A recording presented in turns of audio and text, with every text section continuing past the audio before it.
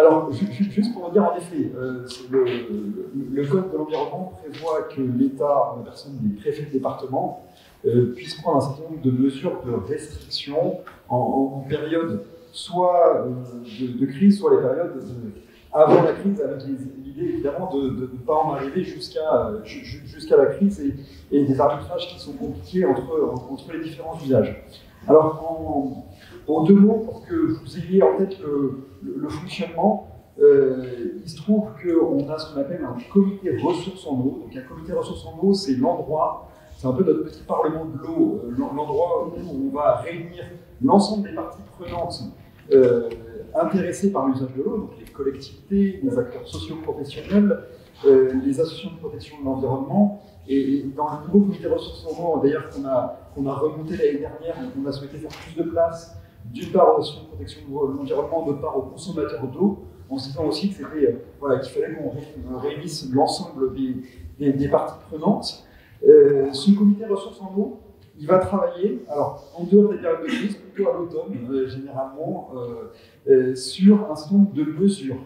Donc, qui seront les mesures qui seront prises par la suite quand les restrictions vont être amenées à être prises. Donc, ces mesures, elles sont avec des intensités différenciées. On a des mesures au stade d'alerte, des mesures au stade d'alerte renforcée et des mesures au stade de crise. Même, on peut avoir un certain nombre de mesures déjà au stade de vigilance, qu'on pressent qu'on va vers des difficultés. Et ce comité ressources en eau aussi va travailler sur les seuils. C'est ce que vous ont expliqué les intervenants précédents, et je rejoins pleinement ce qui est dit sur l'importance de maintenir de l'eau dans les milieux. C'est qu'on a sous-découpé. Alors, je parle pour le département des Bouches-du-Rhône, parce que la gestion de l'eau, en tout cas en termes de crise, se fait au niveau des préfets de département. On a sous-découpé les Bouches-du-Rhône en différents bassins versants, sur les rivières que vous connaissez, sur l'Uvône, sur l'Arc, sur la Touloure. Et pour chacun de ces bassins versants, on va définir des seuils à partir duquel on considère qu'il n'y a plus assez d'eau, soit dans les ressources souterraines, soit dans les rivières. Donc on prend des historiques de débit et on calcule des historiques de débit faibles pour définir des seuils de vigilance, d'alerte renforcée et de crise. Donc, le premier travail d'anticipation, et c'est plutôt en hiver, c'est de définir d'une part les seuils et d'autre part les mesures. Une fois que c'est fait, que c'est partagé avec le comité ressources en eau et qu'il y a eu un accord aussi entre l'ensemble des parties prenantes sur ces mesures, ce qui a été sur le cas dans le département des Bouches-du-Rhône, ce protocole va s'appliquer de manière opérationnelle en fonction des résultats et en fonction de l'évolution des données qu'on a tout au long de l'année. Alors, pour en revenir maintenant plus particulièrement sur 2022, ce qu'on peut noter comme originalité, enfin, je ne sais pas si c'est dans le bon sens du terme ou pas, et malheureusement, comme l'ont montré notamment l'intervenant du grec, il faut qu'on se prépare à ce que ce soit de plus en plus fréquent et quasiment la norme, c'est qu'on a eu une sécheresse d'une intensité très importante et surtout d'une durée qu'on n'avait jamais vue. Pour vous dire, on a pris les premières mesures de restriction en avril et on est même, pour le bassin versant de l'Uvône, passé en crise au mois de mai. Alors, 2022 est exceptionnel, on va pas parler de 2023, mais on voit que pour 2023 et pour des raisons qu'on a évoquées de déficit pluviométrique, malheureusement, la situation et pas beaucoup meilleur sur ces bassins versants qui sont les bassins versants locaux. Et, alors, j'ai plus de temps, j'ai encore... Il y a encore 2 minutes. Encore 2 minutes. Et donc, peut-être deux, trois choses de retour d'expérience encore de 2022. Donc, en tout cas, l'importance pour l'État de se réunir de manière extrêmement fréquente. Sur le comité ressources en eau, on a fait 6 réunions physiques, on a eu 13 modalités d'échange toute la saison, pour entretenir ces modalités de discussion et de dialogue entre les acteurs et qu'on ne soit pas sur des guerres de partage entre les acteurs qui souhaiteraient avoir plus d'eau pour un certain usage et d'autres plus d'eau pour un autre usage. Donc, ça, c'est le premier enseignement, c'est la capacité qu'on doit avoir à se connaître, à apprendre à comprendre les intérêts des autres et aussi à apprendre à expliquer le fonctionnement du milieu. Parce que voilà, je rejoins ce qui est dit, derrière, c'est aussi les milieux naturels, eux, ils ne peuvent pas s'exprimer tout seuls, mais en tout cas, il faut aussi qu'on comprenne que il y a une rivière, derrière la rivière, il y a une nappe d'accompagnement. Si on prélève trop sur une nappe d'accompagnement, on est en train de déstructurer le fonctionnement hydrologique des cours d'eau. Le deuxième enseignement, et puis la difficulté qu'on a dans le département, c'est qu'on a un département tout à fait atypique en termes de gestion de l'eau, et ça a été très bien expliqué par les collègues, avec finalement des ressources en eau qui sont massivement des ressources en eau qui viennent d'ailleurs. Et toute la réglementation, elle est basée sur des bassins versants, et du coup sur des ressources locales. Donc on se retrouve avec une difficulté, y compris en termes de communication, c'est que on est le département qui déclenche le plus rapidement un certain nombre de seuils, y compris de crise. Or, ce n'est pas massivement les ressources stockées qui sont utilisées pour l'agriculture, pour l'eau humaine, mais bien des ressources qui sont importées. Donc, peut-être, ça c'est le premier enseignement. Et le deuxième, c'est, et ça c'est un enseignement important, c'est que les ressources stockées, qu'on pensait quasi illimitées jusqu'à présent, on parlait même de ressources maîtrisées jusqu'à présent, on voit qu'il y a un certain nombre de limites. Alors, il n'y a pas de catastrophisme non plus, et on est plutôt bien positionné dans la région par rapport à d'autres régions. Pour autant, on pressent que la question n'est pas uniquement départementale à l'échelle des bassins versants, mais doit se gérer à une échelle plus large, qui est celle de l'ensemble des bassins versants sur le système Durance-Verdon. Et c'est la raison pour laquelle on travaille en ce moment et on finalise un arrêté cadre interdépartemental pour essayer aussi d'homogénéiser la gestion de l'eau entre ce qui peut être fait au niveau départemental en fonction de l'état des bassins versants et d'y intégrer aussi l'état de la ressource au niveau interdépartemental sur le système Durance-Verdon. Voilà ce que je peux vous dire. Merci beaucoup pour ce premier aperçu de rationnement. Donc, le deuxième intervenant à la table ronde, M. Jean-François Brun de la Société du Canal de Provence, donc un des acteurs majeurs quand même de cette distribution de l'eau et de ce transfert de l'eau des Alpes vers le littoral. Donc, vous, voilà, de 2022, comment vous avez pu gérer, comment l'effet marquant et la marge de manœuvre que vous avez en tant que société sur cette question. Bonjour à toutes et tous. J'ai vu quelques slides de développement de... Attends, je vais te laisser.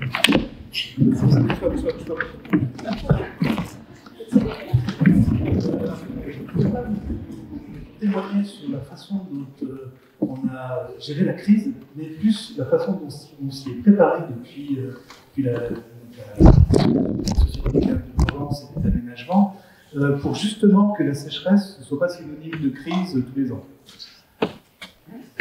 Donc, je reprends très très rapidement parce que ça a déjà été présenté, notamment Joël Herbault l'a présenté avec d'autres cartes. Le bassin Durance-Verdon, qui représente entre 5 et 6 milliards de mètres cubes par an, et puis les prélèvements de la Société du Canal de Provence, à peu près 200 millions de mètres cubes par an. Donc, ça représente globalement à l'échelle de volume annuel de l'ordre de 4% des ressources annuelles de l'ensemble du bassin Durance-Verdon. Ces ressources sont prélevées dans les barrages de Verdon, notamment le barrage de Sainte-Croix et le barrage de Castillon, et les usages du canal de Provence qui appartiennent à il faut savoir que le canal de Provence appartient à la région. La Société du Canal de Provence est concessionnaire, fait des investissements, l'exploitation des ouvrages, mais le patrimoine appartenait à l'État et maintenant, ce patrimoine a été transféré à la région. C'est une propriété de la région CACA. Les usages du canal de Provence, c'est l'irrigation, 75 000 hectares équipés. Ça ne veut pas dire que tous les ans, ces hectares sont irrigués, mais les surfaces agricoles peuvent utiliser les bornes agricoles lorsque les cultures en ont besoin. Ces prélèvements permettent aussi de sécuriser 2 millions d'habitants, pas directement de l'eau potable, c'est de l'eau brute qu'on transporte, qu'on dessert en tête des collectivités. Marseille est sécurisé par le canal de Provence ainsi que le canal de Marseille, une double alimentation. Toulon est sécurisé également par le canal de Provence, de même qu'une bonne partie des communes littorales, Bouches-du-Rhône, surtout le Var. Il y a également des dessertes dans le département du Vaucluse et dans les Alpes de Provence. Et puis, également tout le pourtour industriel des Bouches-du-Rhône, notamment le bassin des Tenders, toute la pétrochimie, toute la vallée de l'Arc avec le microélectronique, qui sont alimentés également par les transferts d'eau depuis le Verdon. Juste le dernier point pour commenter le camembert ci-dessous. La moitié des volumes prélevés dans le Verdon par le canal de Provence, c'est de l'alimentation en eau urbaine, destinée à la consommation humaine. Les espaces verts des collectivités sont des dessertes en eau brute qui se retrouvent dans les eaux d'arrosage, 13%. 20% seulement va à l'irrigation. L'ordre de grandeur, c'est 50 millions de mètres cubes par an. Les chiffres un peu plus loin. 50 millions de mètres cubes par an pour 75 000 hectares équipés. On est dans des rendements de l'utilisation de l'eau qui sont très très élevés. Pourquoi? Pour deux raisons. La première raison, c'est que le système du canal de Provence a été conçu après les années 60. D'abord, c'est des infrastructures souterraines. On connaît le canal de Provence, on voit les photos avec le canal à ciel ouvert. Et ça représente que 60 km sur l'ensemble. Il faut savoir qu'il y a le double d'infrastructures qui sont des galeries sous pression. Donc, il n'y a pas d'évaporation, pas de galeries sous pression. Et puis, il y a 5000 km de canalisation enterrée. Donc, en fait, le canal de Provence, principalement, on ne le voit pas. Et son autre caractéristique, c'est qu'elle n'a pas d'exutoire. Pas d'exutoire en mer, pas d'exutoire en rivière. La totalité des volumes prélevés sont des volumes qui sont appelés par les bornes des collectivités, des industriels ou des agriculteurs. Donc, le transport de l'eau, les volumes nécessaires, on parlait de l'eau, pour le transport de l'eau, ça représente moins de 10% pour le système canal de Provence qui est optimisé parce que conçu et réalisé avec des techniques très récentes.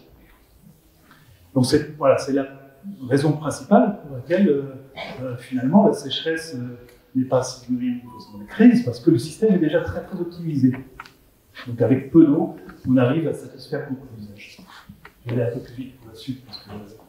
Le retour d'expérience de l'année 2022, vous avez ici les consommations depuis 2017 des clients du canal de Provence. Donc 2022 a été il y a eu un peu plus de consommation que les années précédentes. Je vais vous préciser pourquoi. Là, on apparaît en vert les volumes urbains et industriels et en bleu les volumes ruraux dont l'irrigation. Voilà, les chiffres, je ne vais pas les commenter. Vous avez vu la présentation de la répartition par usage. Simplement 2022, finalement, c'était une hausse quand même, une petite hausse de 11% par rapport à la moyenne des années précédentes. La dernière année de forte consommation, c'était l'année 2017.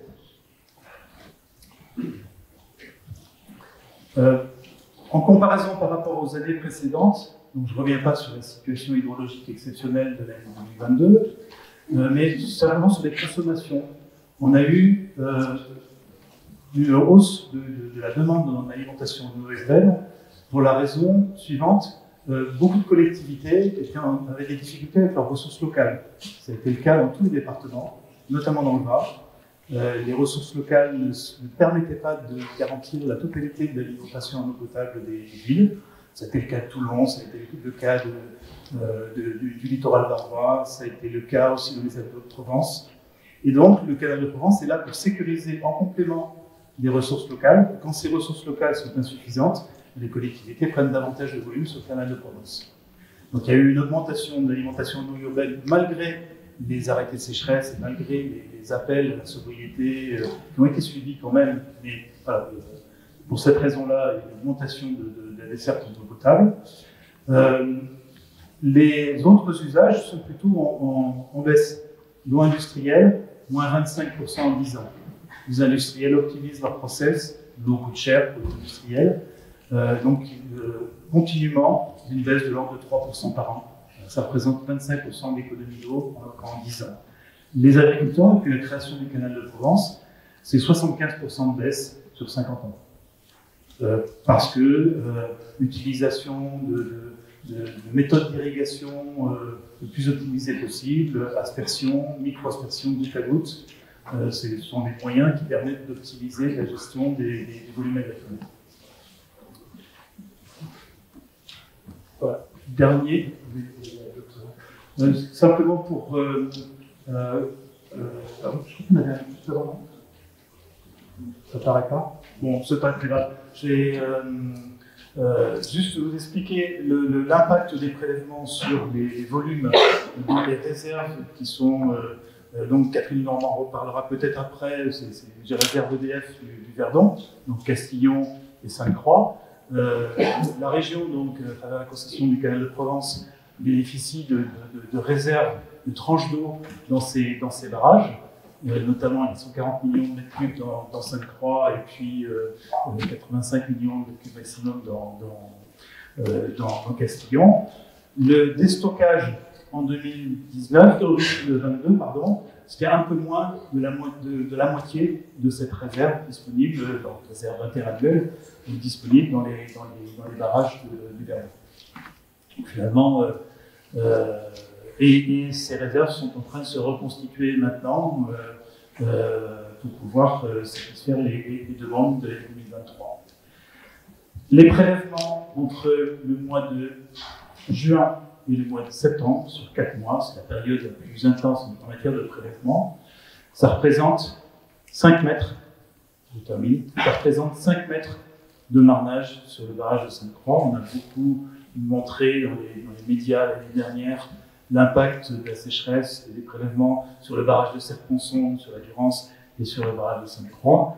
Ce que représente l'ensemble des prélèvements du canal de Provence sur Sainte-Croix, c'est 5 mètres sur les 4 mois d'été, dont 1,50 m pour l'irrigation, dont 50 cm pour l'industrie et plus de 2 mètres pour l'alimentation d'eau potable. Voilà, pour donner des proportions et relativiser l'impact des prélèvements dans ces retenues qui ont été conçues pour l'hydroélectricité et pour le stockage de l'eau. Donc la baisse du barrage, c'est la production électrique qui... Ah, je vais laisser Catherine répondre. D'accord, voilà. Merci beaucoup pour cette première présentation. Donc, là, on va beaucoup parler de milieu, nos intervenants. Donc, Christophe Garonne, le directeur adjoint de la Maison régionale de l'eau, qui s'occupe justement des milieux. Donc, 2022, quel impact sur le milieu, quels sont les milieux pour les plus souffrants. Voilà, et vous avez ça. Merci. Moi, je vais peut-être un peu vous décevoir parce que je n'ai pas de chiffres à vous donner, des grands chiffres à vous donner. Et surtout, vous dites qu'on s'occupe des milieux, effectivement, moi j'ai souvent les pieds dans l'eau. Je ne suis pas seul à m'occuper des milieux, heureusement. C'est quand même pas mal de boulot. Je vais vous donner d'abord mes impressions. Alors, là, je vous le disais, je n'ai pas de chiffres à vous donner. Souvent, les bilans sur la faune et la flore se font a posteriori. Et à ma connaissance, on n'a pas encore des études fiables et générales sur l'ensemble de la région concernant un bilan qu'on pourrait faire de l'impact de cette sécheresse sur la faune et la flore.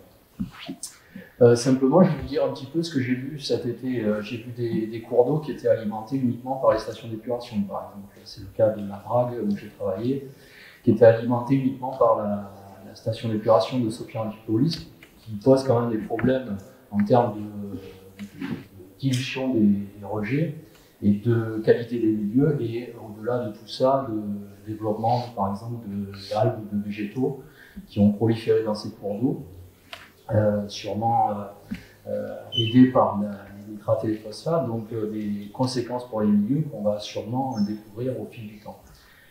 Qu'est-ce que j'ai vu? J'ai vu des cours d'eau qui étaient en assec complet. Alors, ce qu'il faut savoir, c'est que ces assecs-là, effectivement, on le pense assez fortement, c'est l'impact quand même qui vient à l'idée de tous, c'est l'impact principal sur la faune des cours d'eau, c'est-à-dire une destruction qui peut être assez massive,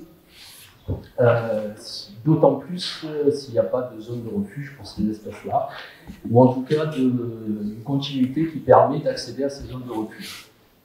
Voilà, on voit l'importance aussi de tous ces altérations qu'on peut trouver sur les cours d'eau, qui altèrent la continuité écologique ou l'accès à ces zones de refuge, ou les modifications morphologiques aussi. Voilà, donc après, j'ai vu aussi pas mal de comportements un petit peu excessifs. On parlait de Sainte-Croix tout à l'heure, j'ai vu aussi pas mal de bêtises aussi circuler. C'est vrai qu'il y avait pas mal de photos au pont du Galetas, par exemple, pour ceux qui connaissent, à la queue de retenue de Sainte-Croix, où on disait finalement le Verdon est en à sec, alors que ce n'était pas du tout le cas. C'était en fait la queue de retenue, même si c'est dans un endroit un peu étriqué et en gorge, effectivement on a une zone de marnage, et ces images impressionnantes qu'on a vues et revues dans la presse, et qui ne sont pas forcément justes. Après, j'ai vu aussi des débits réservés qui étaient maintenus sur le Verdon, j'ai vu des débits réservés qui étaient à peu près maintenus sur la Durance, mais qui posaient d'énormes soucis en termes de gestion, je pense. Voilà. Et après, j'ai vu aussi pas mal de pompes dans les cours d'eau finalement, puisque toutes les arrêtés sécheresse et tout ont amené quand même un certain stress. Et puis, il faut rappeler aussi que c'est pas forcément par rapport aux arrêtés l'usage. C'est pas l'origine de l'eau qui est en cause, c'est plutôt l'usage qu'on fait de l'eau. Donc ça, c'est important de le rappeler parce qu'on a vu aussi pas mal de comportements déviants, et notamment aussi des ouvrages qui étaient un petit peu vétustes, notamment sur des anciennes prises d'eau qui des fois n'avaient plus d'usage. Il faut savoir que pour nous, c'est une importance capitale, forcément, l'eau qui est dérivée, c'est de l'eau en moins pour les cours d'eau. Et on s'est rejoint un petit peu les réflexions qu'on avait sur les débits réservés, c'est quand même des choses qui sont assez essentielles. On a tout un tas de prises d'eau qui sont assez vétustes et qui malheureusement dérivent pas mal d'eau et qui sont plus entretenues ou pas du tout, voire abandonnées, donc qui posent un certain nombre de soucis et surtout à l'estiage. Donc voilà, d'un point de vue des ASEC, effectivement il y a des espèces qui posent question parce que par rapport à tout ce que j'ai vu, enfin ça je l'ai vu par rapport dans des reportages, c'est des populations par exemple des crevisses à pales blanches qui étaient décimées sur les atouts de l'As, je crois. Pour donner un exemple, on a vu les débits de l'As tout à l'heure. Les crevisses à pales blanches, il faut savoir qu'elle est un petit peu prise en étau entre les altérations qui sont en aval et puis les prélèvements qui sont en amont. Et on a tout un tas de réseaux, notamment les réseaux de têtes de bassin, les ruisseaux, les ruisselets, les très petits cours d'eau, sur lesquels on est assez aveugle d'un point de vue de leur écoulement et d'un point de vue de leur durée d'assai. Il y a un paramètre qui est assez fondamental dans notre discipline, c'est lié au débit du cours d'eau, à sa variabilité dans le temps, mais aussi à cette intermittence, qu'on appelle intermittence, c'est-à-dire la durée de la sec et surtout le moment où elle intervient. Et on s'aperçoit de plus en plus, alors on a des tronçons effectivement qu'on a vu s'assécher alors qu'ils ne s'asséchaient pas du tout, qui avaient un écoulement périn, c'est le cas par exemple du Haut-Argent, mais qu'on a vu déjà, on a observé ça depuis 2007, donc c'est pas nouveau. Et puis on a des cours d'eau qui sont rentrés dans un assèchement qui devient de plus en plus régulier, ou en tout cas dont la durée s'allonge. Et ça c'est plutôt inquiétant parce que ça se superpose à des cycles biologiques qui amènent à se poser quand même pas mal de questions sur la pérennité de ces espèces dans ces milieux-là. Bon, c'est le cas de l'écrevisse à pales blanches, probablement on va avoir un bilan qui va être réalisé ces années futures, avec probablement des mauvaises surprises. C'est une espèce déjà qui est fortement menacée, et malheureusement, c'est un petit peu double peine. Un deuxième paramètre aussi qui est important pour la faune, c'est la température. Et effectivement, ce que présentait Antoine tout à l'heure était relatif au climat. Nous, on travaille beaucoup sur l'hydroclimat, en tout cas on essaye. Et il faut savoir qu'on sait assez peu de choses sur l'hydroclimat, c'est-à-dire les évolutions de la température de l'eau ou les évolutions du débit. Jusqu'à maintenant, on le faisait sur les cours d'eau et avec une entrée très inondation. De plus en plus, il faut qu'on s'intéresse à la caractérisation de ces étiages, à l'observation des cours d'eau.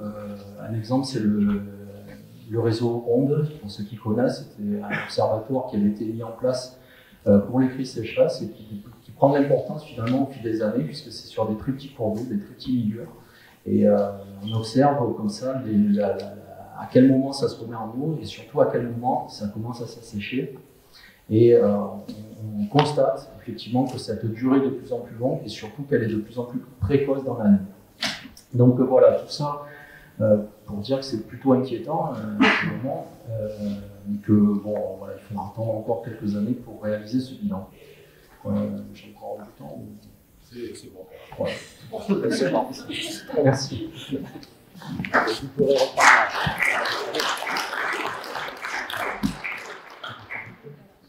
Donc, on va passer à un équipe plus âgé. Ça marche? Ça marche pas? Ça marche. Ah, je l'ai. Ah. Les intervenants des plages. Donc là, maintenant, on va passer à un autre acteur qui a été assez présent dans les présentations précédentes, le livre agricole, parce qu'on a dit que c'était un des utilisateurs principaux en région PACA. Donc la commission exécutive de la Durance, on devait avoir le directeur Jérôme Granger qui n'est pas là, et donc il y a quelqu'un qui va se présenter, qui prend vraiment ça au débeauté. Donc merci à vous. Donc sur les... voilà, comment ça s'est passé pour vous cette année 2022? Comment vous gérez un peu les restrictions? Comment faire des restrictions évitables? C'est un peu la question principale. Je vais commencer, mais Jérôme est en train d'arriver. Ah. Du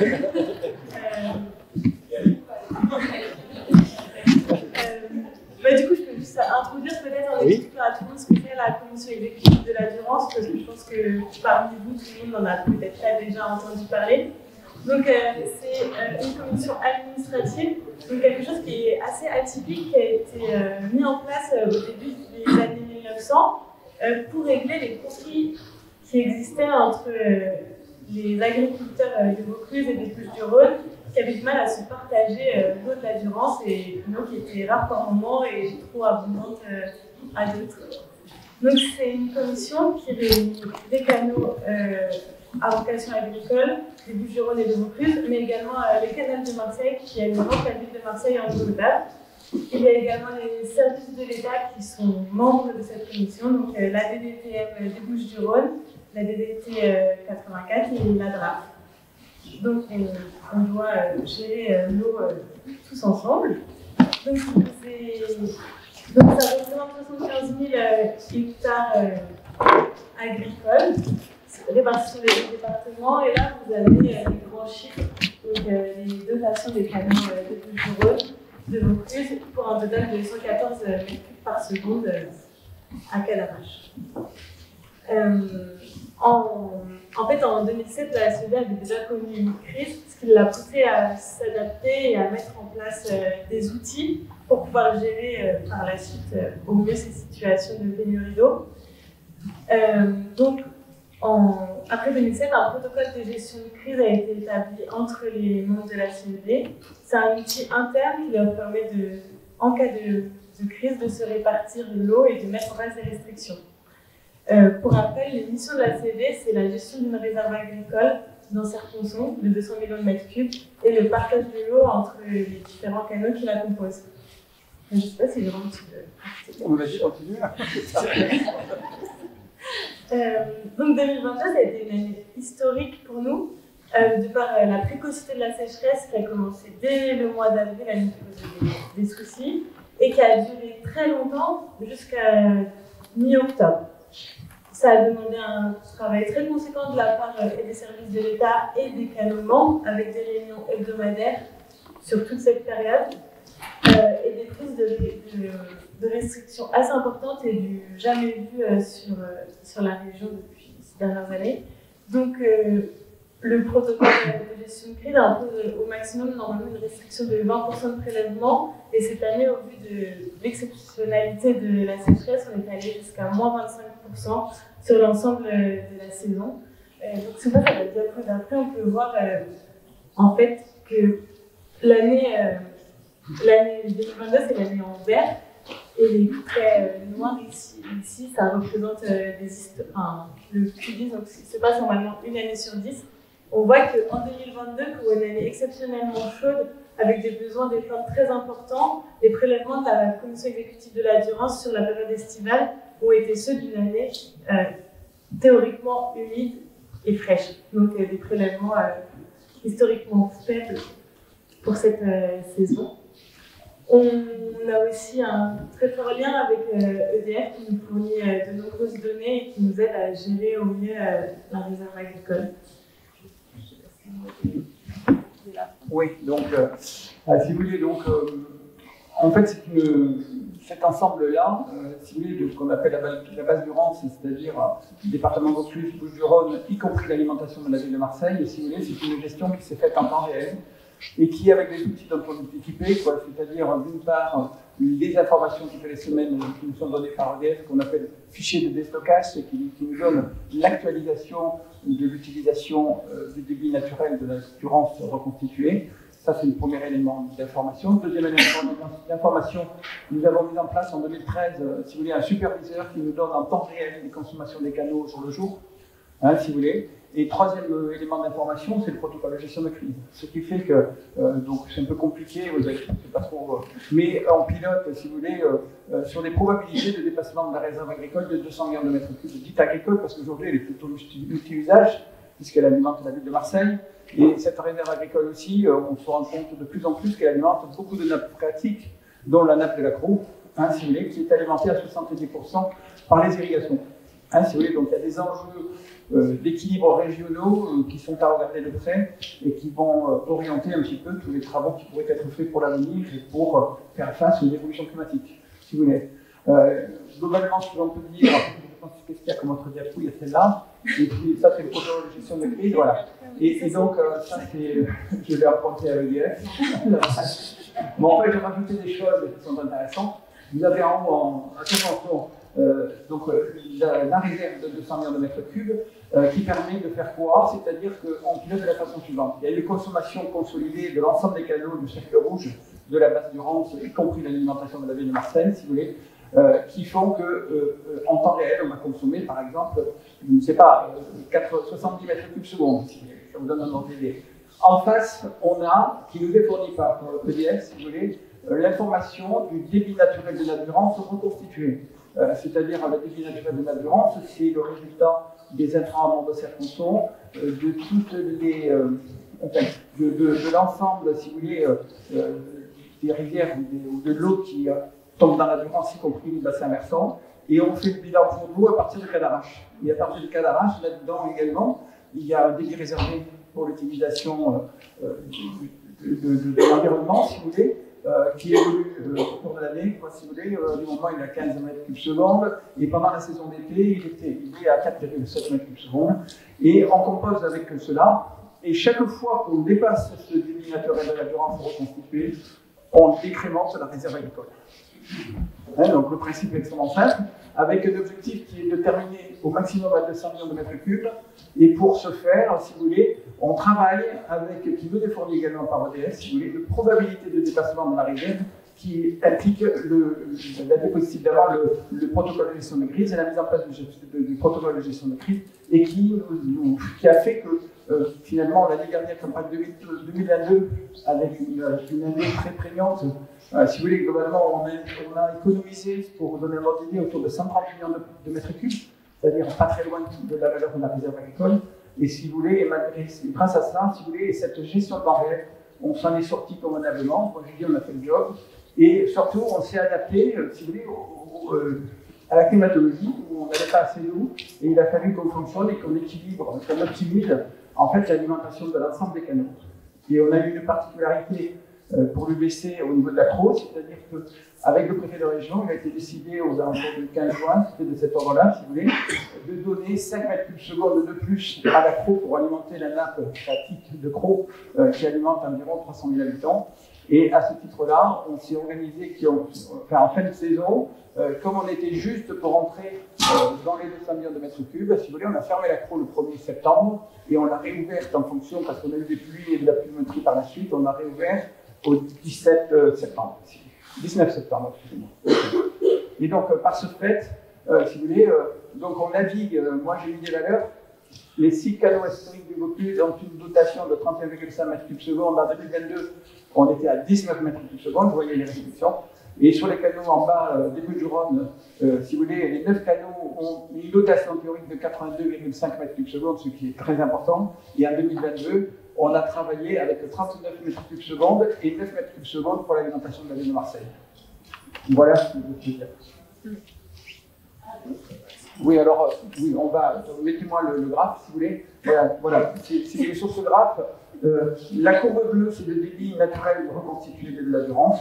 La courbe orange, si vous voulez, c'est les intrants de circonférence. Ça vous montre que ça a bien marché pendant une première partie de saison et après ça a chuté très fort en dessous de 50 mètres cubes secondes, ça a avoisiné les 30 mètres cubes secondes.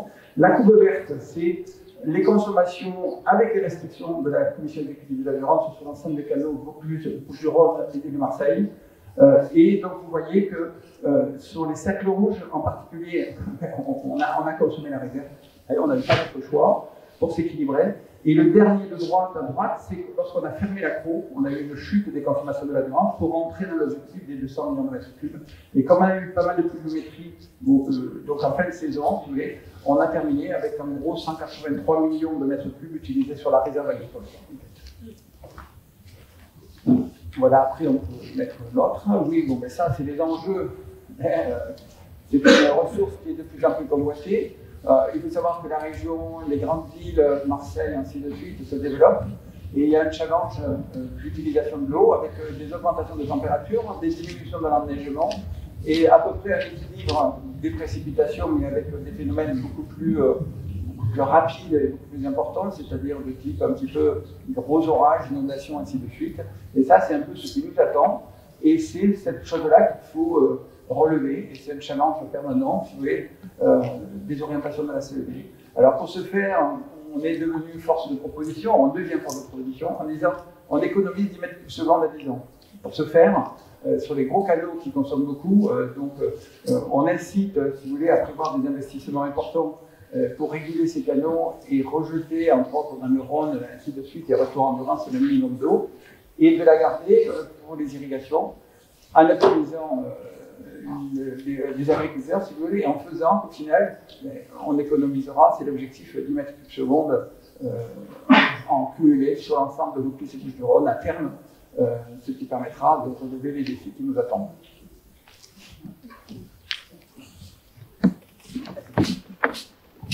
Merci beaucoup pour cette présentation. On voit que finalement, en 2022, il y a eu des restrictions d'eau, ça a été chaud. Ça a vraiment été important quand on voit les chiffres.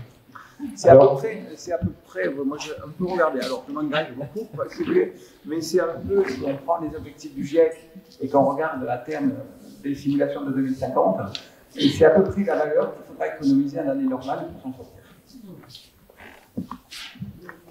Merci. Donc on va passer au dernier intervenant de cette table ronde. Alors, au début de cette table ronde, j'avais dit un chef d'orchestre c'était l'État, mais là, avec la présentation, je me demande s'il y a un deuxième chef d'orchestre qui est EDF, parce qu'on voit beaucoup de chiffres d'EDF, des barrages.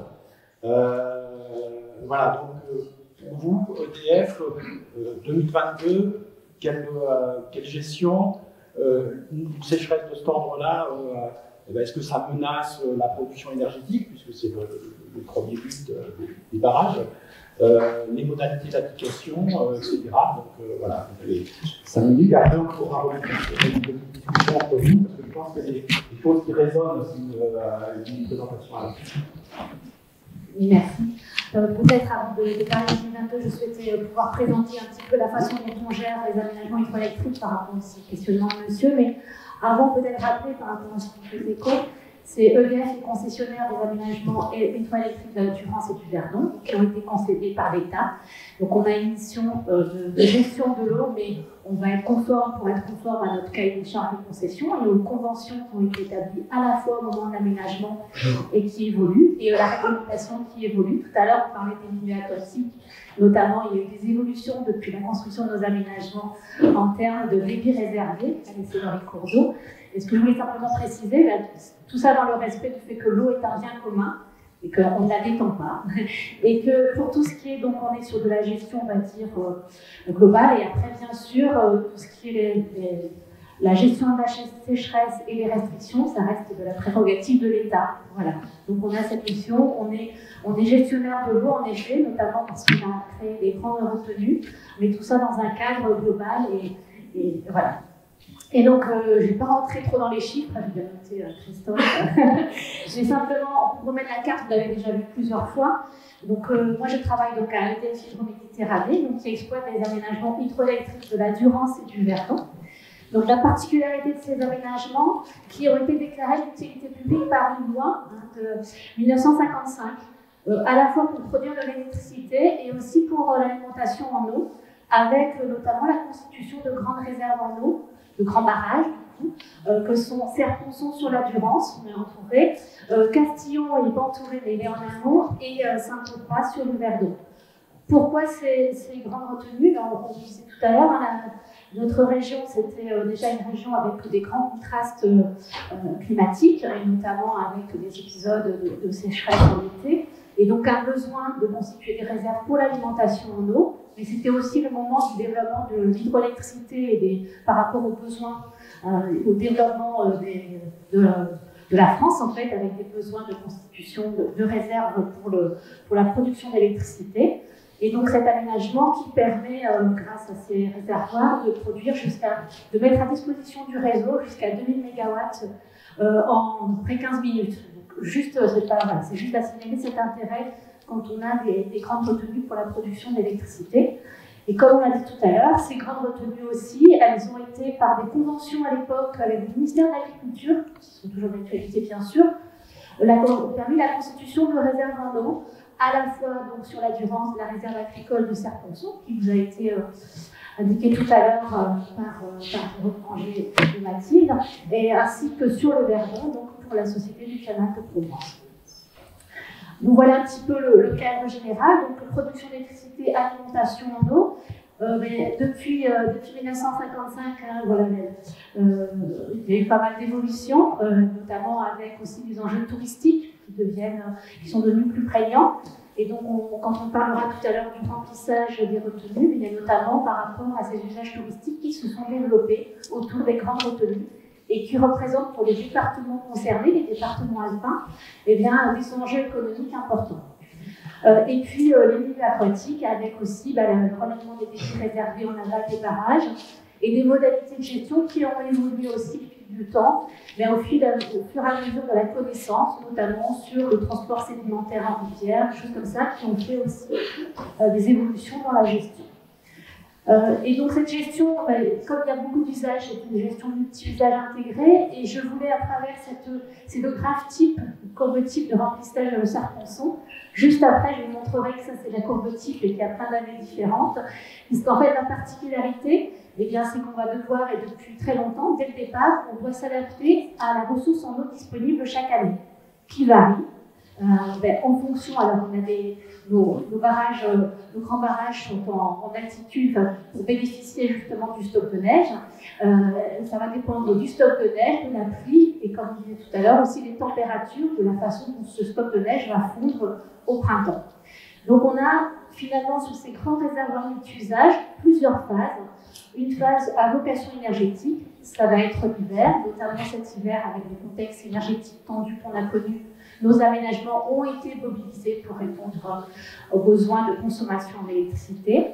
Et puis, au printemps, on va adapter la gestion de notre aménagement. Je vais vous expliquer ce que ça veut dire derrière. Pour chercher à remplir la retenue, pour être à la cote la plus haute possible. Ça va dépendre bien sûr des apports en eau.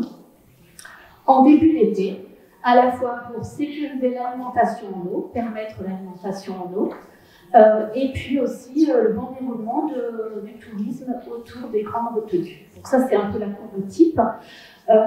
Et simplement vous dire, qu'est-ce que ça veut dire quand on parle d'une phase de remplissage de la retenue?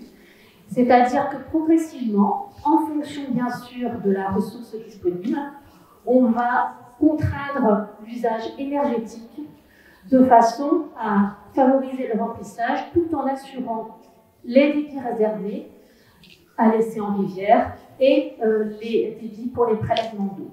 Donc, selon les années, on va être amené à vraiment être sur des turbinages et donc très limités par rapport à la situation. Donc, une gestion qui va s'adapter à la ressource en eau disponible, et c'est le propre de l'hydroélectricité.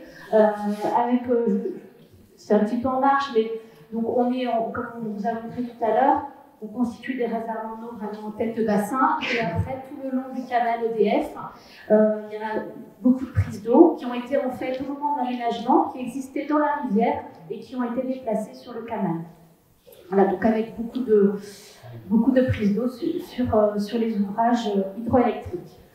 Voilà, ça c'était pour vous expliquer un petit peu la gestion et puis vous dire, voilà, on a cette gestion type, donc avec des contraintes que l'on va se donner en fonction de la disponibilité de la ressource pour assurer le multi-usage et peut-être vous montrer par rapport à cette courbe théorique le fait qu'on a les années qui se suivent et ne se ressemblent pas forcément, c'est le graphique juste après. Voilà, là voilà, on a la même chose, j'ai juste donné un exemple sur Serre-Ponçon. Là, c'est des courbes d'évolution de la cote de Serre-Ponçon sur différentes années. Vous voyez une année comme 2018, on a pu abaisser fortement la retenue, puisqu'en fait, on avait un stock de neige très important. En 2018, vous voyez, ça fait 5 ans. Et du coup, on a géré au contraire le fait qu'il y avait beaucoup d'eau qui allait arriver dans le barrage. Et on a eu une gestion prudente vis-à-vis du risque de déversement. Donc, on peut avoir vraiment des choses différentes. Et du coup, avec une production d'électricité, bien sûr, importante, mais liée à la ressource en eau. Et puis, on a l'année 2022, puisque c'est l'objet de notre échange. C'est la courbe ici, vous voyez, où on n'a pas creusé la retenue. Alors, il y avait aussi moins de besoin d'électricité, mais on avait vu, nous, comme on travaille aussi sur le stock de neige, dès le mois de janvier, on avait vu que le stock de neige était faible. Et on s'est mis en gestion contrainte, c'est-à-dire qu'on a passé de l'eau dans nos usines, uniquement pour descendre l'eau pour les besoins en eau de l'aval, et aussi tout en veillant à préserver les milieux aquatiques, mais vraiment au strict minimum. Et pour autant, compte tenu du déficit hydrique, vous voyez qu'on a une cote à Serre-Ponçon, alors déjà qui était atteinte fin mai, qui était en deçà des cotes de compatibilité touristique. Voilà. On traduisait tout à l'heure, l'année 2022, elle a été caractérisée sur notre bassin par du coup une fonte anticipée.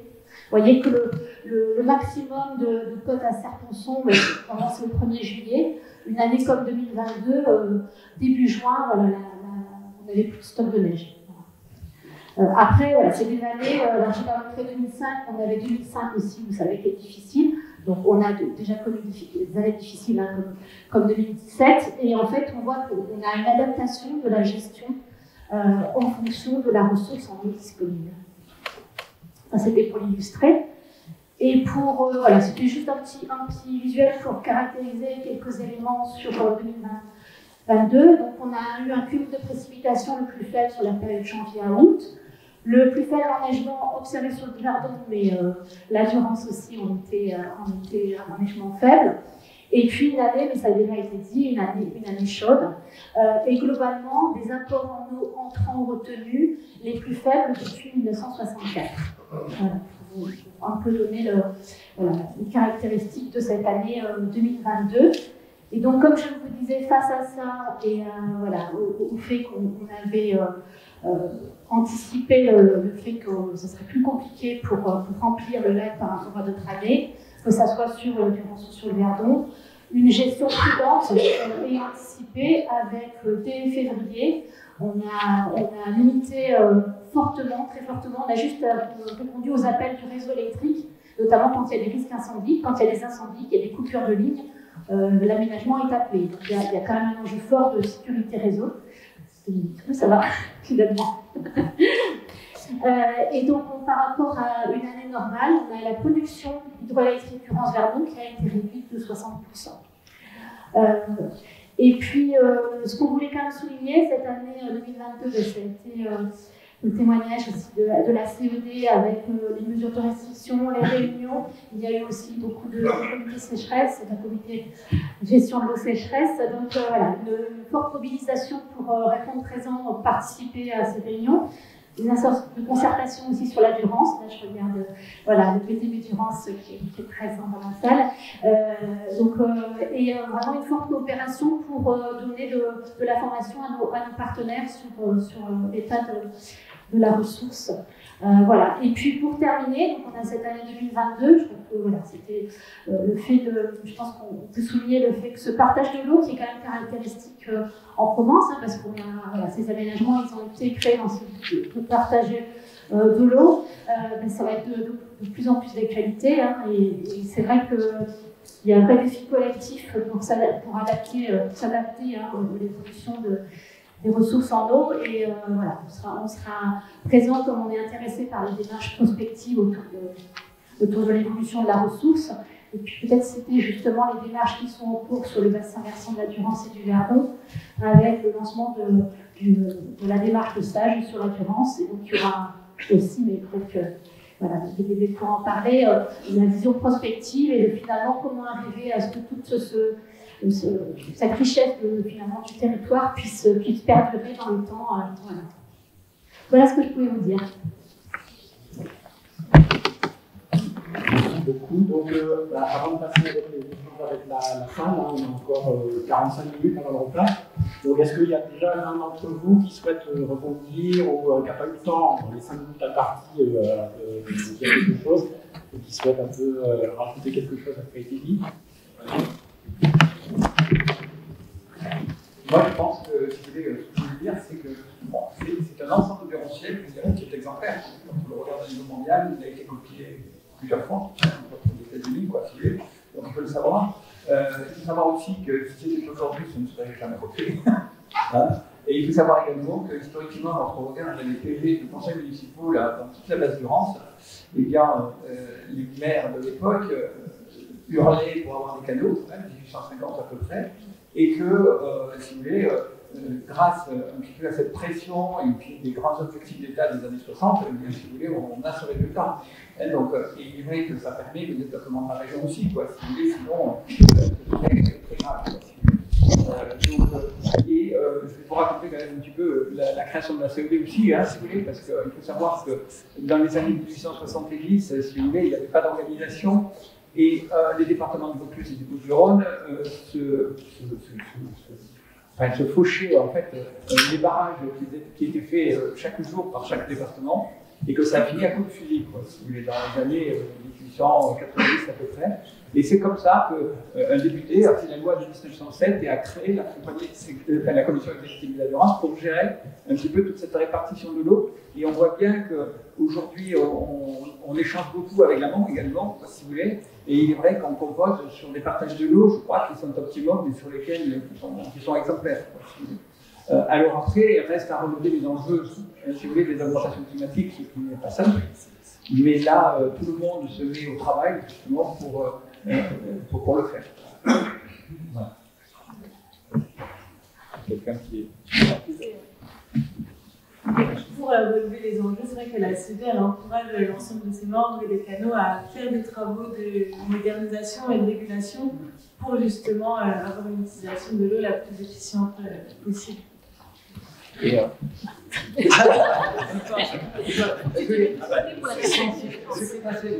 ils sont deux, hein. Ce qu'il faut dire sur la commission exécutive de la Durance aussi, si vous voulez, c'est sa composition. Hein, c'est une commission qui a été créée administrative, qui était gérée historiquement par le directeur de la DRAC, depuis sa création. Et dans les années 97-98, il a été décidé, si vous voulez, de partager si vous voulez, les décisions au niveau de la commission. Et donc, on se retrouve avec une représentation aujourd'hui qui est la suivante, si vous voulez, et c'est assez intéressant parce qu'elle est mixte.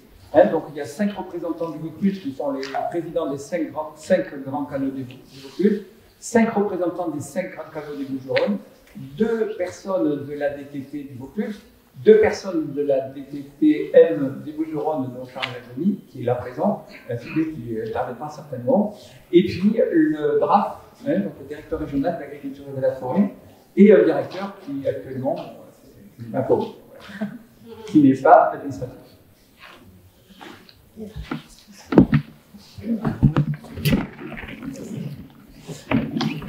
juste pour lever le nez aussi un petit peu par ce qui pense sur la gestion de la crise de 2022 ou 2023. Juste remarquer d'abord que c'est quand même le résultat de l'histoire. N'oublions pas la peste à Marseille, les grands travaux qui ont ont conduit à ces transferts d'eau. Il y avait une bonne raison, c'est pas que les besoins pour l'agriculture, mais aussi l'alimentation des villes qui manquaient d'eau. Donc tout ça, c'est le fruit de l'histoire. Dès le début du XXe siècle, la CEE, c'est plus de 100 ans d'existence.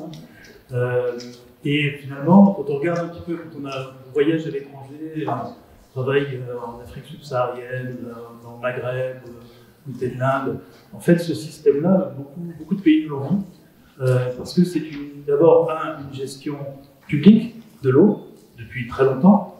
L'État est très présent depuis l'origine dans tous ces travaux-là. Et aujourd'hui, l'État est encore très présent aussi dans le partage de l'eau, non seulement la gestion de crise, mais aussi pour garantir que l'eau est équitablement partagée, et aussi vis-à-vis des milieux aquatiques, que tous les débits réservés sont bien respectés. Donc voilà, la Provence, c'est une gestion collective depuis très longtemps, deux, une gestion publique de l'eau, et finalement, la Provence était préparée beaucoup mieux que beaucoup d'autres régions de France à gérer une année de sécheresse comme 2022.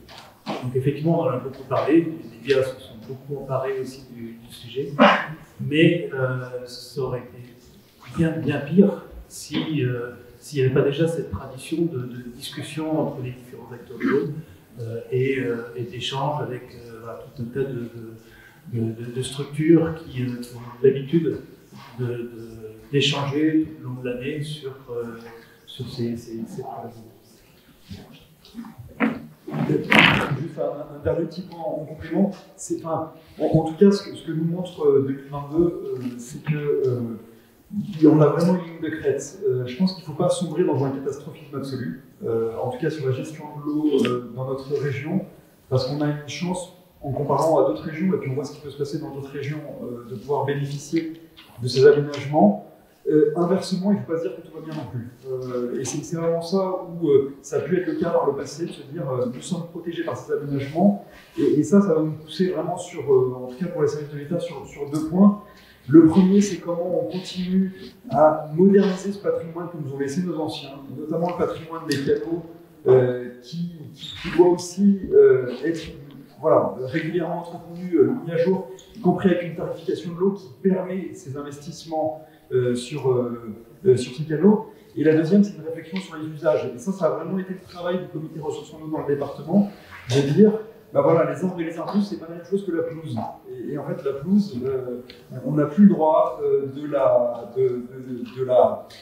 l'arroser à partir de stades de restriction très très amont. C'est aussi derrière pour pousser à cette évolution des usages de l'eau, avec peut-être un certain nombre d'usages qui étaient un peu artificiels, en tout cas qui n'étaient pas assez adaptés à la nécessaire sobriété de l'eau. Donc on a vraiment cette ligne de crête qu'on doit suivre pour s'adapter, et puis s'adapter à la vitesse grand V, donc ce qui nous attend sur les grandes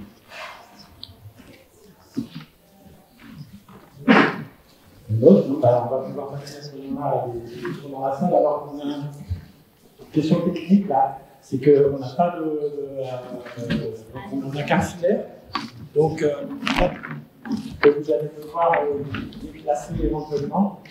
Ce que je vous demande, c'est que quand vous intervenez, vous présentez, si vous avez une structure, vous présentez la structure et vous posez la question. Bonjour, je suis membre du participant du bureau de l'association à l'Inde. Qui n'est pas connu, qui n'est pas connu. Et du coup, moi, ce qui m'intéresse, c'est le vivant. Ce qui nous intéresse principalement, c'est le vivant. Et face justement à ce réchauffement de l'eau, principalement, et aussi à la pollution. J'ai appris, suite aux accords de Paris de 2015, comme on est des historiens, il faut en raconter l'histoire, qu'en 2017, les préfets avaient reçu l'ordre de supprimer tous les cours d'eau de moins de 5 km et des cartes d'hygiène. Et cette carte, aujourd'hui, je veux dire que vous prenez une carte d'hygiène, il y a les cours d'eau de moins de 5 km qui n'apparaissent pas, parce que dans les accords de Paris, ils avaient décidé de supprimer, par rapport aux rivières qui étaient en bordure de champs, etc., il fallait absolument solutionner le problème des paysans, et les paysans, ben, ils mettaient leurs produits à l'utiliser. Voilà. Merci, c'est pas trop produit phytosanitaire. Donc il y a un micro là pour le. Un micro pour la chambre et un micro pour le. Une.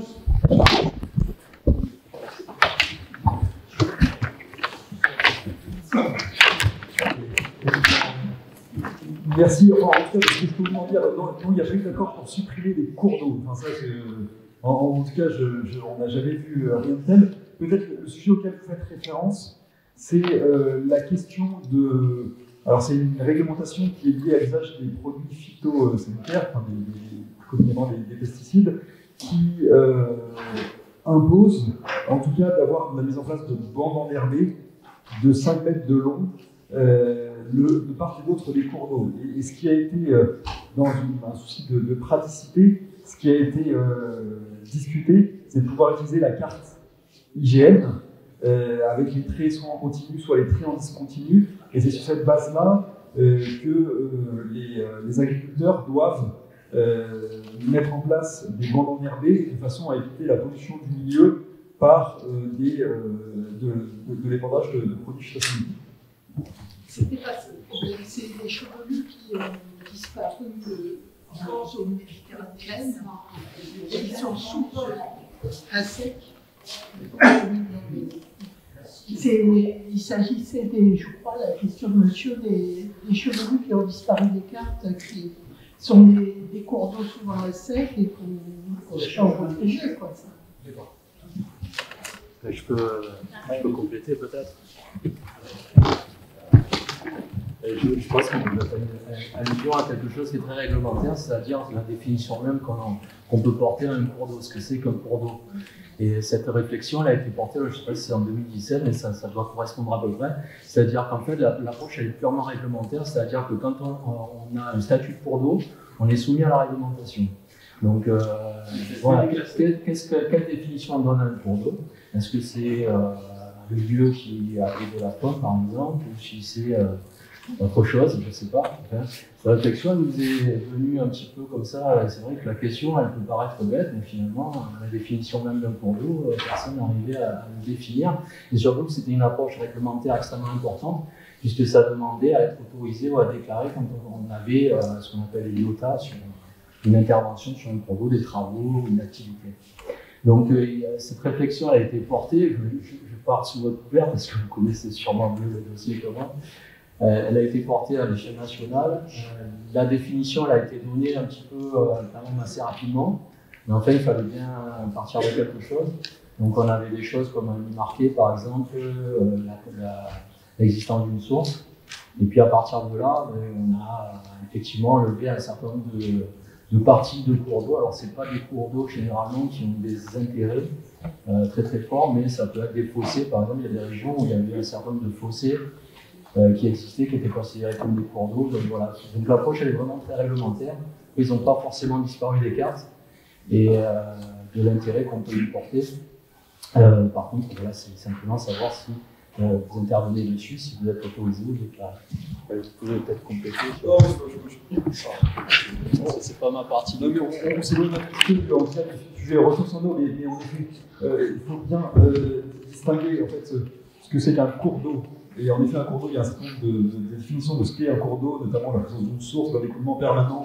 Et c'est au regard de ce qu'est un cours d'eau que est réglementé les travaux et les usages en cours d'eau et qu'on oppose à un fossé, par exemple, notamment sur des questions d'entretien. Après, il n'empêche que si même si c'est pas un cours d'eau et qu'il n'y a pas un écoulement continu dans l'année, c'est le cas pour le petit chevelu, notamment dans nos régions méditerranéennes, ça ne veut pas dire qu'il faut faire n'importe quoi non plus, et notamment sur des questions de dépannage des phytos. Voilà, je voulais le dire. Donc, bonjour, Pierre Collet de l'Espérance Vivante. Bon, il y a plein de questions et de choses à dire, mais j'ai une première question déjà. Donc, il s'adresse surtout à EDF. Donc, il y a des grosses restitutions qui sont faites donc, dans les temps de Berre et dans le Malmort. Je ne sais pas si à l'avenir ces grosses restitutions sont tenables, puisque effectivement c'est de l'eau perdue, qui ne sert pas au milieu, qui ne sert pas à l'irrigation, qui ne sert pas à l'eau potable, et tout ça.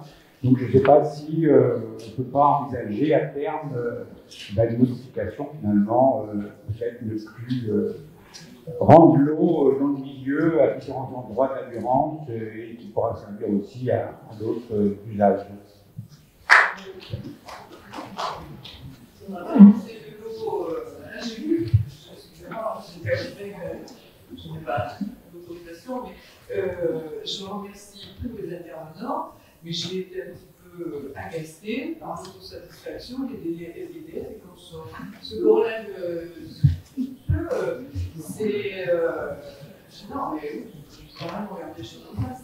Il y a des erreurs qui ont été commises qu'il faut assumer, et notamment la transformation de l'étang de mer en reste cuvette pourri et qu'on n'arrive pas à relancer dans un écosystème convenable, puisque alternativement, c'est de l'eau douce ou c'est de l'eau salée, et l'écosystème qui vient avec, qui régulièrement est à nouveau détruit parce qu'on envoie de l'eau qui rentre dans l'envie. Ok, bah, on peut écouter la réponse de CDF. Je pense que je produirai. Ce qu'a dit monsieur, je trouve que c'est très intéressant. Plutôt que de rester dans l'histoire et de dire ah, c'est pour Hollandais, dire maintenant qu'est-ce qu'on fait. Moi, c'est ce que j'avais vu dans l'intitulé. Mais justement, la question est posée, on va avoir des éléments de réponse. Alors, je suis désolée si vous avez eu l'impression que c'était l'autosatisfaction, ce n'était pas l'objet, c'était simplement voilà, un éclairage sur la façon dont je fais de la gestion des grands aménagements multi-usages. En effet, il y a aussi l'exutoire de ces aménagements, et c'est vrai que je n'en ai pas parlé parce que je pensais que c'était voilà, plus sur la partie haute, il n'y a pas de souci. En effet, l'exutoire de l'aménagement de la Durance et du Verdon et dans les temps de mer, mais il y a eu un certain nombre d'évolutions au cours du temps, là aussi, avec des évolutions des modes de restitution. Un travail toujours en cours, mais là je laisserai l'État en parler là-dessus. Il n'était pas du tout question, en effet, quand on fait des aménagements, quand l'homme fait des aménagements, il y a des effets positifs, mais aussi des effets négatifs.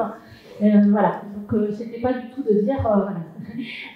Par contre, c'est la façon dont on le gère et on essaye d'intégrer au mieux les enjeux, que ce soit les enjeux de l'amont, de l'aval, voilà, dans un schéma qui est assez complexe. Après, là, c'était la gestion de la crise sécheresse, et c'est vrai qu'à ces moments-là, il n'y a pas beaucoup d'eau, et c'est pas à ce moment-là que l'on va restituer voilà, le plus, mais voilà, c'était simplement cet angle par rapport à la gestion de sécheresse 2022 pour lequel j'avais fait cette présentation. Je vais peut-être ici. En beaucoup de mots, parce que c'est vrai que le sujet des temps de mer en soi est assez complexe, mais vous dire en effet, enfin, c'est tout sauf accessoire pour nous les temps de mer, et on a bien une feuille de route dédiée sur les temps de mer avec aujourd'hui des études qui sont en cours et un certain nombre de réflexions de 2 ordres. Bah, c'est madame, elle était parlée. C'était sur la base Durance. Alors, je laisse sur la base Durance. Je suis important à trouver. C'est le problème de la restitution. Si on règle le problème de la restitution dans les temps de mer, de toute façon, c'est réglé pour les temps de mer, c'est bon. Non, mais c'est pas pour les temps. Voilà. C'était l'aboutir, rester dans le passé. Non, mais en 2 mots, sur l'avenir, de vous dire quand même que ces ouvrages ne sont pas parfaits, il n'y a pas d'autosatisfaction, il y a juste l'héritage du passé, et comme tous les grands ouvrages, ça a un impact sur le milieu naturel.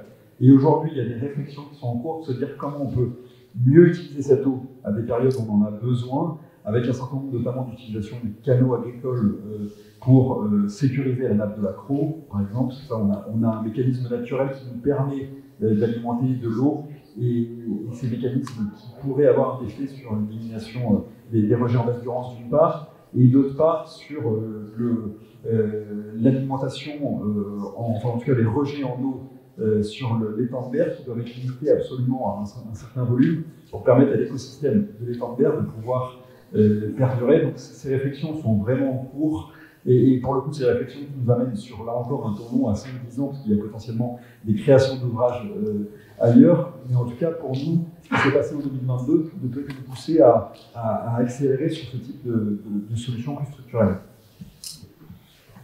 Oui, bonjour, Roland Chabas, agriculteur retraité dans le secteur cavaillonné, c'est-à-dire un secteur très très anciennement irrigué par le canal Saint-Julier, comme d'autres secteurs. J'ai lu tout à l'heure l'intervention du météorologue qui nous a dit finalement, du schéma, je ne sais pas si je me suis trompé, si j'ai mal compris, la meilleure façon de stocker l'eau, c'est de la laisser dans le sol, ou qu'elle s'infiltre dans le sol.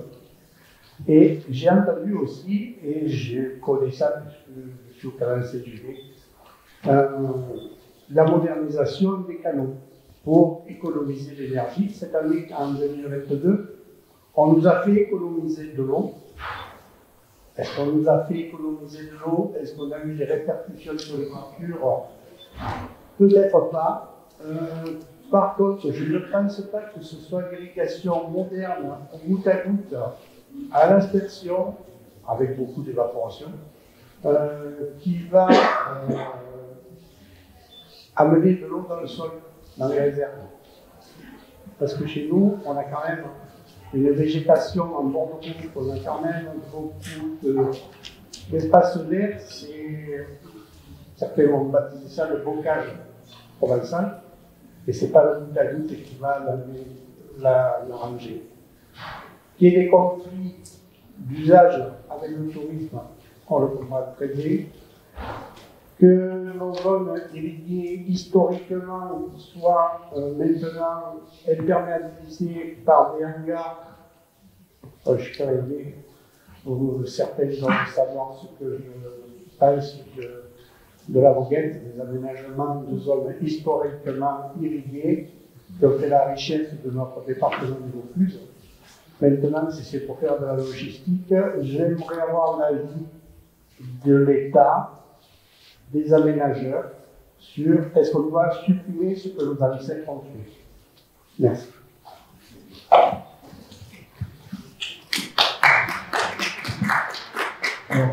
Quelque chose sur la question spécifique du Vaucluse. Il se trouve que je dans le département des Bouches-du-Rhône, donc je ne vais pas vous répondre sur un sujet qui n'est pas du ressort de mon département.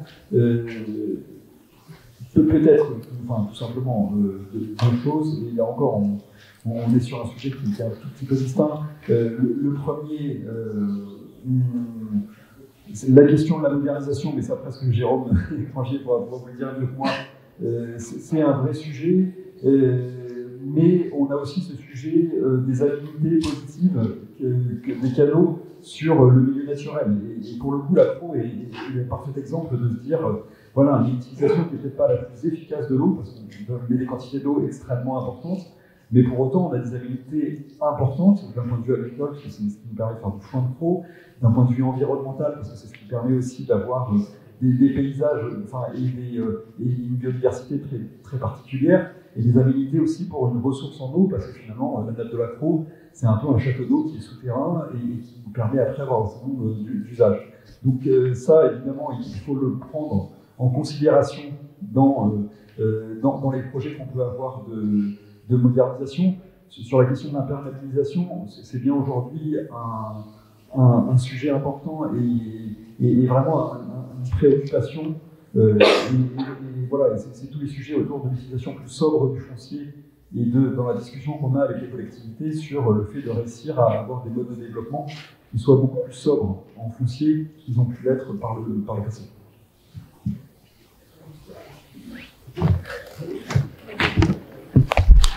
En fait, c'est le sujet du moment. Moi, si vous voulez, quand on arrêterait tout ça, on va dire qu'au niveau régional, c'est un vaste équilibre qui fonctionne aujourd'hui.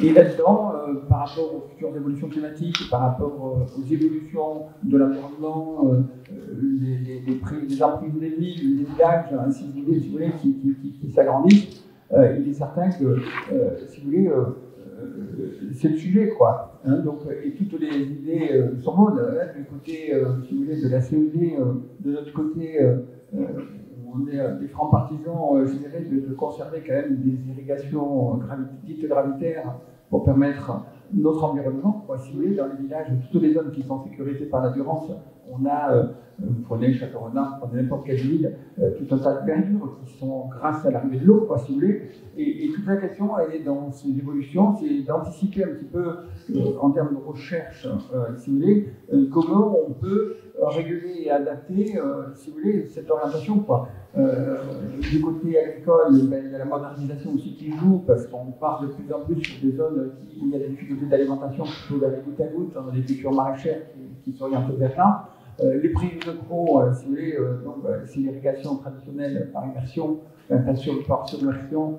Et il est vrai qu'au niveau de la CED, si vous voulez, on suit ça de très près, puisque à des moments, quand il y a un débit naturel de la Durance qui est important, on dit au canot, anticiper en irrigation pour charger ce qu'on appelle les capacités de rétention des sols, de façon à avoir quelques réserves le moment où on va devoir restreindre un petit peu, quoi.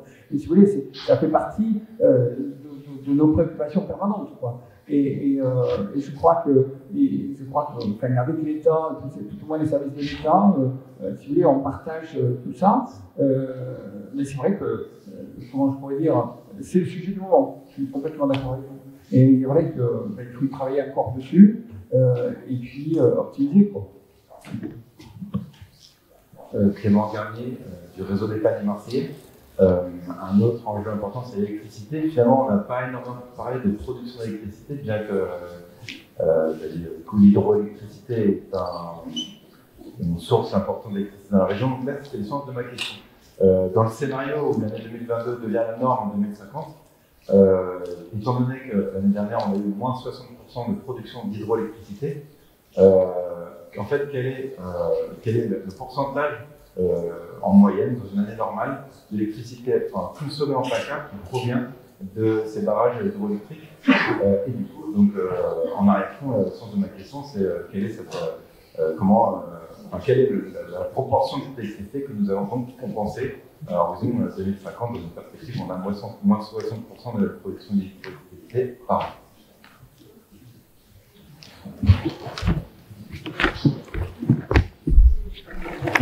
Alors, du coup, la production d'électricité durant Verdon en année normale, ça représente à peu près un quart de la consommation d'électricité en PACA. Vous avez une autre part qui est produite par rapport à la production, la consommation, excusez-moi. Il y a la moitié qui, de toute façon, de la consommation vient de l'extérieur, c'est-à-dire notamment des centrales nucléaires et plus haut. Vous avez la production aussi après des usines du Rhône, qui font, vous avez la moitié de la consommation d'électricité PACA qui est fournie par la production locale. Le reste vient pas très loin, mais un petit peu au-dessus. Voilà. Donc, en effet, la question de la ressource en eau et du lien à l'électricité, on s'y intéresse bien sûr, parce que l'objectif, on sait tous que une énergie renouvelable, non électrice de gaz à effet de serre et qui permet de compléter l'intermittence de d'autres énergies renouvelables, ça sera important dans le futur aussi. Donc, il y a des recherches notamment pour optimiser l'existant, parce qu'on sait que quand on fait des aménagements, ça a des impacts sur le milieu. Donc, une piste, ça peut être aussi d'essayer d'optimiser l'existant. Donc, c'est des choses sur lesquelles on regarde, comment faire avec moins d'eau, un peu comme tous, quand on dit économiser de l'eau, mais en même temps, les enjeux, c'est derrière d'arriver à produire encore, mais peut-être d'une façon un petit peu différente.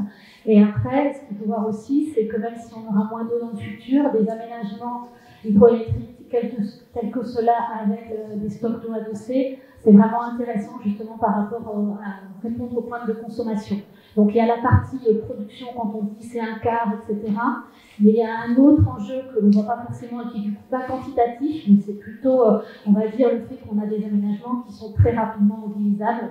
Et ça restera toujours une valeur, même s'il y a moins d'eau, c'est vraiment une valeur spécifique de ces aménagements de l'âge par rapport à la consommation d'électricité. C'est la notion de répondre au moment où vraiment on en a le plus besoin. Voilà. Oui, bonjour. Laurent Cataneo, je suis président de l'association SOS Écureuil Provence. Je m'occupe des animaux sauvages en général. On habite à Lambesc et notre rivière a disparu, c'est la Laval des Nants. Donc on a fait intervenir les Metélink pour essayer de voir. Et en fait, depuis un an, il y a des prélèvements un peu, mais il y a aussi la rivière coule de moins en moins. Elle s'enfonce dans le sol et elle disparaît. Donc, il n'y a pas trop de solutions pour résoudre le problème. Et donc, on voit que petit à petit, les rivières de plaine, à mon avis, vont disparaître. D'ici 2-5 ans, elles vont disparaître. L'Ubonne aura de moins en moins d'eau. L'Arc, c'est pareil. La Touloubre aussi. Donc ça, c'est très inquiétant. Moi, j'ai essayé de trouver des solutions. Donc j'ai fait une pétition et je m'aperçois que les Français sont très inquiets sur tous ces sujets-là. Ça passe à la télé régulièrement. Et je pense que ça serait important que l'EDF parle et donne toutes les informations qu'elle a données à la population, parce qu'il y a beaucoup de gens qui se posent des questions, pourquoi le barrage est très bas actuellement, etc. Et c'est important d'informer les gens. Donc, moi j'ai proposé une des solutions, je sais que le canal de Provence a des points d'eau, des points très près des rivières, à 5 mètres souvent, des rues. Je me demandais s'ils auraient pu alimenter ces cours d'eau, sachant qu'au niveau installation, c'est très facile à faire. C'est à 5 mètres des sources, et ça aurait pu faire un débit minimum. Voilà. Après, il faut savoir la question du financement de cette eau, mais c'est une solution faisable qui pourrait permettre à notre ruisseau, la Vallée des Noms, d'avoir de nouveau une ressource. Et quand j'entendais, les cours d'eau, le problème, c'est pas simplement les animaux qui sont dans l'eau, c'est ce qu'il y a autour. Il y a beaucoup de papillons, de libellules qui vivent, et toute la végétation qui est autour qui disparaît complètement. Donc il y a des joncs, il y a des animaux, il y a des animaux qui viennent boire, des mammifères, il n'y a plus rien. Donc ça c'est important, c'est un gros problème, et j'aimerais bien que ça soit abordé. Il y a l'autre problème aussi, moi je me suis renseigné, la neige, cette année, il y en a beaucoup moins, et il y en aura de moins en moins. Il y aura des ressources de neige de moins en moins. Donc ça, c'est important de aborder. Je ne sais pas le niveau de baisse par rapport à 2022, cette année. C'est des choses très importantes. Moi, comme idée aussi, je pense au dessalement. Je pense qu'il serait important de commencer à étudier le sujet. Il y a des entreprises françaises qui font du dessalement avec du solaire, qui ne polluent pas trop, qui ne consomment pas beaucoup d'énergie. Voilà, il y a beaucoup de sujets comme ça, et il y a beaucoup de gens qui ont réagi par rapport à ma pétition. Je voulais voir, pour avoir d'autres idées, j'ai fait cette pétition, c'était pas pour embêter monsieur Muselier ou le gouvernement, c'était pour avoir des infos, pour réagir. Et il y a beaucoup de gens qui pensent à récupérer l'eau de pluie chez eux, qui ne seraient pas à le faire. Voilà, donc peut-être il y a des mesures pour que les gens récupèrent les eaux de pluie avec des citernes de 1000 litres, par exemple, etc. Il y a beaucoup de choses à faire, et donc je pense que ce serait bien qu'il y ait des groupes de travail sur ce sujet, et vraiment de réfléchir à 5, 10 ans, 15 ans, qu'est-ce qu'on peut faire. Voilà. Merci. Beaucoup de questions en une. Sur la partie de restitution au fleuve, oui, peut-être 2 ou 3 des points que vous avez évoqués. D'abord, faire du soutien d'étiage à partir du réseau du canal de Provence, aujourd'hui c'est pas prévu, c'est pas la mission non plus du canal de Provence. Je vous ai expliqué tout à l'heure que les infrastructures et les équipements du canal de Provence sont extrêmement optimisés justement pour que un minimum d'eau soit prélevée dans les réserves du Verdon pour satisfaire le maximum d'usages possible. Difficile de dire on va garder un système optimisé avec un rendement de plus de 90% si en bout du réseau on réalimente directement les cours d'eau. Mais c'est vrai que ça existe dans plusieurs régions, le soutien d'étiage, les nageurs font du soutien d'étiage. Voilà, je ne dis pas que c'est impossible à jamais, c'est une décision qui peut être prise pour l'avenir. Aujourd'hui, c'est quelque chose qui n'est pas envisageable compte tenu du mode de gestion du canal de Provence. Je peux répondre peut-être sur deux autres suggestions, enfin pistes que vous avez ouvertes. Le dessalement d'eau de mer. Est-ce que la biodiversité est importante aussi, voilà, parce que bon, il y a la mission du canal de Provence, mais aussi il y a toute la biodiversité qui disparaît. Est-ce que ça aussi c'est aussi important? J'entends bien, effectivement, il existe. Alors peut-être que je réponds sur ce point-là, mais après je reviendrai sur la question du dessalement et puis les autres pistes que vous avez. Alors sur le dessalement, effectivement, certains pays ont choisi le dessalement pour produire de l'eau potable essentiellement. C'est le cas du Maroc, par exemple, où les villes littorales maintenant, l'alimentation potable, c'est essentiellement le dessalement. Pour laisser l'eau de l'Atlas plutôt pour l'irrigation, et puis il y a la réutilisation de l'eau usée, qui est aussi une solution très répandue dans certains pays. Au Maroc, totalement, tous les golfs sont alimentés avec la réutilisation d'eau potable, avec la réutilisation d'eau usée. C'est des pistes sur lesquelles il y a beaucoup de réflexions en cours, faire évoluer la réglementation pour favoriser la réutilisation d'eau usée. Le canal de Provence, avec la région qui travaille actuellement, ça fait partie des pistes solides qui ne seront pas une solution à l'échelle de la région, mais ça peut apporter localement effectivement des solutions, en particulier là aussi dans les zones littorales pour ne pas priver les cours d'eau des rejets de stations d'épuration. Parce que si on capte le rejet des stations d'épuration, aujourd'hui, ces rejets garantissent souvent les étiages des cours d'eau dans la RPI. Voilà, le dessalement, pour terminer sur le dessalement, c'est pas une solution qui est envisagée dans la région. Il y a d'autres pays beaucoup plus proches que nous, l'Espagne, Barcelone par exemple, alimente la moitié des besoins en eau potable à partir d'une usine de dessalement. Mais c'est des solutions quand même assez coûteuses en énergie, qui ont quand même des impacts environnementaux avec les saumures qui ne sont pas négligeables non plus. Disons que c'est peut-être une solution ultime. Aujourd'hui, on n'en est peut-être pas là encore dans la région PACA. Par contre, ça peut être des solutions, ça existe à Porquerolles, ça peut être des solutions dans les lignes insulaires. Juste pour revenir sur ce que vous disiez tout à l'heure sur les cours d'eau qui disparaissent, c'est vrai. Je vais essayer de vous expliquer pourquoi c'est pas une bonne idée ce soutien d'étiage, même pour la biodiversité.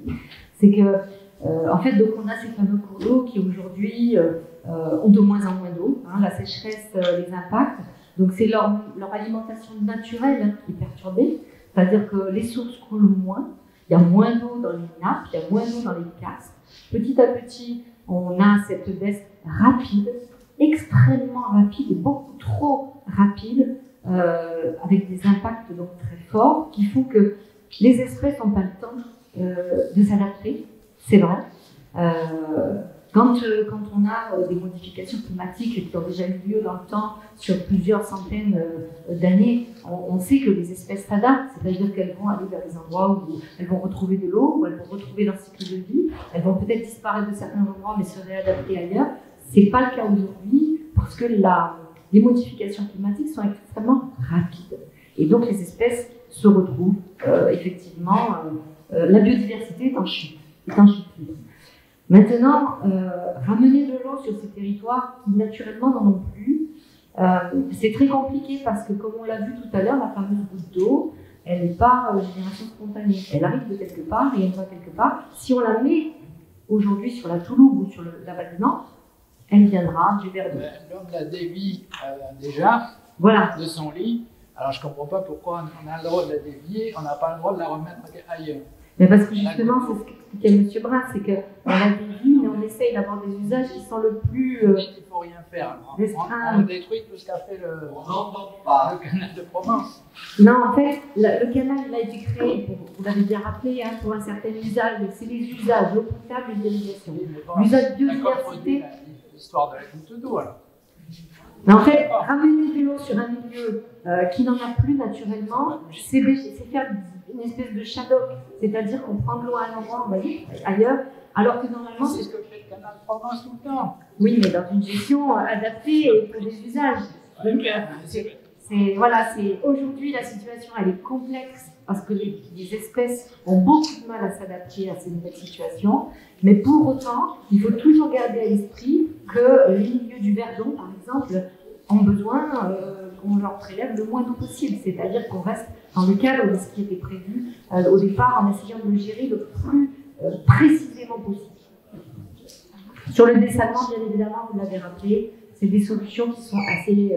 c'est vraiment quand on n'a plus d'autres solutions, qu'on peut envisager des solutions de dessalement. Pour le moment, sur la région, on a aujourd'hui un système qui permet d'amener de l'eau à peu près, en tout cas pour les territoires qui sont desservis par des réseaux à peu près partout. Bien évidemment, il y a toutes les problématiques des communes qui ne sont pas desservies par le canal de Provence ou par les canaux.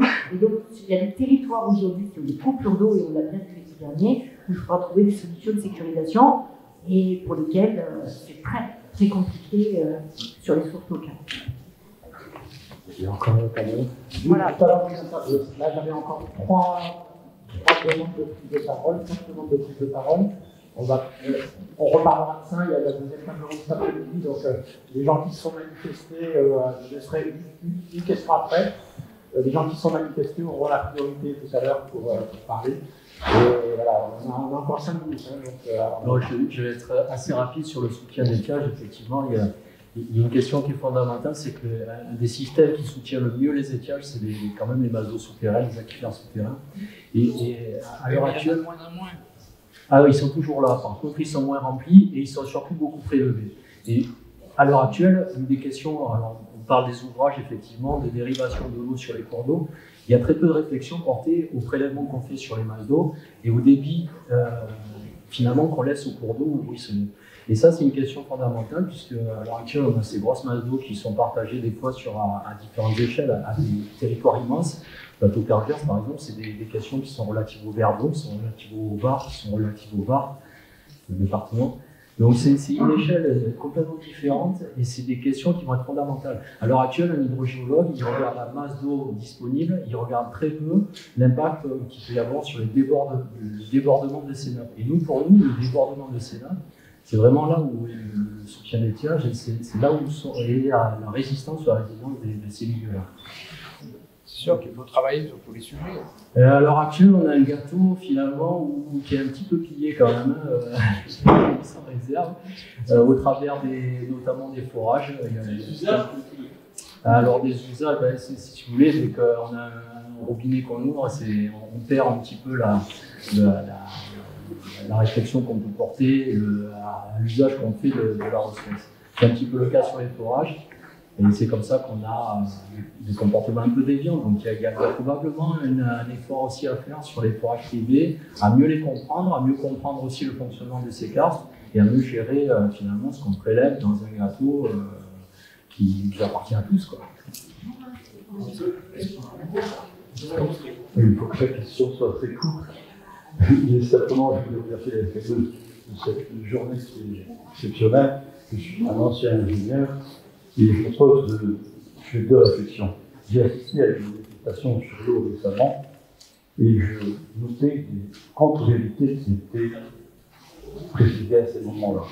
Et je me demande s'il n'y a pas un effort auprès de tous sur tout ce qui est ressources en eau et tout ce qui tourne autour. Et je pense que solliciter les médias encore plus sur ce sujet est important. La seconde réflexion que je voulais faire, c'est on a vu de l'assurance, comment ça fonctionnait bien. Mais je n'ai pas vu de proposition à long terme. C'est-à-dire quel aménagement faut-il pour pouvoir vivre en 2050. Et ma dernière question, ça sera, on parle de renouvellement de concession. Je me demande si un jour, si toutes ces réserves sont données au privé, comment on arrivera à gérer. Merci.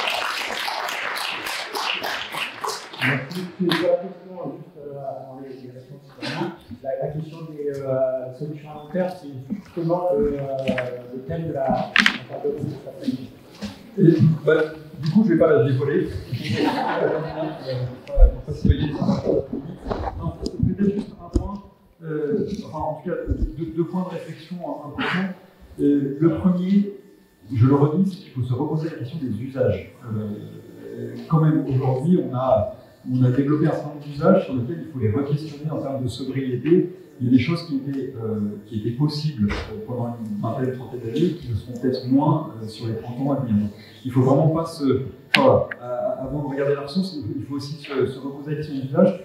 Et le deuxième niveau de réflexion, c'est sur la question du mode d'organisation. Et ce que nous dit 2022, c'est que là où on a du pouvoir, c'est sur des modes d'organisation qui sont des modes d'organisation collectifs, qui peuvent être de différentes formes, sous la forme de canaux, sous la forme de gestion collective de l'eau. Dès qu'on est en effet sur des mécanismes, et je rejoins ce qui disait par l'intervenant précédent, dès qu'on est sur des mécanismes individuels de forage privé sans connaissance du fonctionnement profond de la ressource, là on se met fortement en difficulté parce qu'il n'y a plus de mécanismes de régulation facile à mettre en place et contrôlable, parce que aussi la mission des services de l'État, c'est aussi de contrôler les usages, qui sont beaucoup plus difficiles à mettre en place. Donc en tout cas, en piste de réflexion pour l'après-midi, tout ce qui est de l'ordre de la gestion collective, et on le voit bien, les pages qu'on dira cet après-midi sur le bassin de Luvaude en particulier, avec la mise en place de ces PTGE, c'est vraiment cette question de se reposer collectivement les différents usages de l'eau. J'ai une question pour le canal de Provence, et donc le lac Sainte-Croix, je pense que la situation est assez alarmante pour les mois qui viennent, et ensuite donc le canal continue de faire des projets d'irrigation pour arroser des hectares de la ligne au sol. Donc je me dis, est-ce que c'est aujourd'hui, alors qu'on a des villages qui vont être peut-être des communes qui ne vont pas avoir l'eau, est-ce que c'est toujours opportun, est-ce qu'il n'y a pas un moratoire à faire sur ce projet? Alors je vais répondre à la moitié de votre question, puis je vais laisser EDF répondre sur le remplissage de Sainte-Croix. Oui, effectivement, le Canal de Provence a des projets d'aménagement pour sécuriser des territoires qui ont eu la chance dans le passé de bénéficier des transferts d'eau et des réseaux. C'est notamment le cas, vous citez, dans le Var, qui historiquement est beaucoup moins aménagé que peuvent l'être les Bouches-du-Rhône, le Vaucluse, le sud du Vaucluse, au plateau de Lençol. La question, en fait, Antoine Nicot ce matin a cité l'impact des très fortes températures sur la vigne. La question, c'est pas est-ce qu'on va faire des cultures irriguées dans le Var, est-ce qu'on va faire du maïs, ça, je pense que plus jamais dans le vigneron. La question, c'est est-ce qu'on veut garder les activités existantes, les activités agricoles existantes, notamment la vigne. Est-ce qu'on veut que les paysages soient transformés? Parce que si, avec des fortes chaleurs, avec des fortes sécheresses, on perd tous les cèpes de vigne qui existent aujourd'hui, qu'est-ce qu'on mettra après? Là, une fois que la vigne et que l'olivier n'auront plus leur place dans nos régions, qu'est-ce qu'on va planter? Est-ce qu'on laissera des cactus? Est-ce que ça sera des déserts? Donc le projet, le projet d'aménagement, c'est la sécurisation de ces paysages et pas seulement la production. C'est pas pour la production de vin ou l'exportation, comme j'ai pu l'entendre. C'est sauver le capital végétal et les paysages de la Provence. C'est l'objectif, avec des quantités d'eau extrêmement faibles, puisque les équipements ne permettent que l'irrigation en goutte à goutte dans ce cas précis. Quand vous dites extrêmement faible, c'est combien? C'est l'ordre de combien pour les usines du phare qui est envisagé? Alors c'est maximum 3 mètres cubes heure par hectare. C'est 1 à 3 mètres cubes heure par hectare. C'est le calcul. Ça représente des volumes. Alors si on parle sur le long terme, ça peut représenter 20 à 30 millions de mètres cubes à l'horizon 20 ans pour sécuriser 15 000 hectares de vigne, par exemple. Alors faites le ratio avec les volumes dont on parlait tout à l'heure. Effectivement, sur le long terme, c'est quelque chose qui est soutenable. Mais à condition d'imposer des modes d'irrigation extrêmement économes en eau. Ce sera évoqué cet après-midi. Il existe des techniques, par exemple le flux de sel, qui permet de connaître exactement la quantité d'eau nécessaire pour la vigne. et voilà, de ne pas du tout gaspiller. Effectivement, ça ne recharge pas les sols, mais ça permet aussi de lignes de survivre. Pour la question de s'accroche, je ne sais pas les graphiques, ça va permettre d'illustrer, mais donc, la situation, c'est global aussi par rapport à certains sons. La situation cette année est meilleure que l'an dernier, hein, même si le stock de neige n'est pas exceptionnel, il est plus favorable que l'an dernier. Après, c'est vrai qu'on a connu sur la Louve comme sur la Val une longue période, là, entre fin janvier jusqu'à début mars, sans précipitation. Hein, donc voilà, donc un déficit sur cette période. Pour autant, voilà, les perspectives de remplissage de nos retenues sont bien meilleures que l'an dernier. L'enjeu derrière, notamment sur le Verdon, c'est les réserves en eau sont constituées. L'enjeu là, c'est vis-à-vis des déroulements de la saison estivale, puisqu'on cherche toujours, comme je vous disais, aussi à être haut l'été. Donc on a 2 retenues avec des enjeux touristiques sur le Verdon. Il y a Castillon, la retenue de tête, et Sainte-Croix. L'an dernier, on n'avait pas atteint le maximum de remplissage ni sur Castillon ni sur Sainte-Croix.